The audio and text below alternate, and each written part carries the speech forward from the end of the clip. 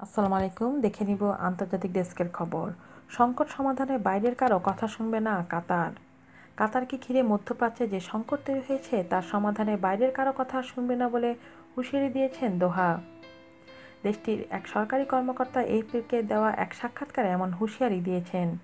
শেখ সাইফ বিন Ahmed Al Thani বলেছেন, Saudi আরব, আরব আমিরাত, Bahrain এবং মিশর কাতারের অভ্যন্তরীণ বিষয়ে অনধিকার চর্চা করছে। তিনি আরও বলেন, কাতারের সার্বভৌমত্ব এবং এর স্বাধীনতা নষ্ট করাই এই সংকটের প্রধান উদ্দেশ্য।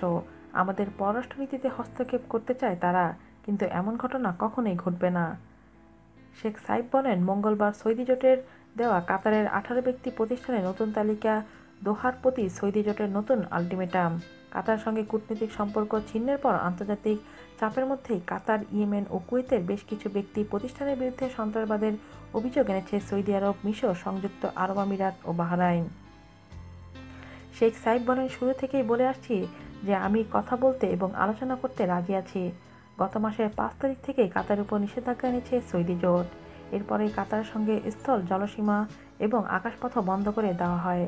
মুসলিম ব্রাদারহুডের সঙ্গে সম্পর্ক ছিন্ন এবং আল জাজিরা চ্যানেল বন্ধ করে দিতে কাতারকে আহ্বান জানান সৌদি জোট। শেখ সাইফ বলেছেন, এই সংকট তারাই তৈরি করেছে, আমরা না, কারণ কাতার বরাবরই উন্মুক্ত আলোচনার জন্য প্রস্তুত। আজ এ পর্যন্তই। ভালো থাকবেন। আল্লাহ হাফেজ।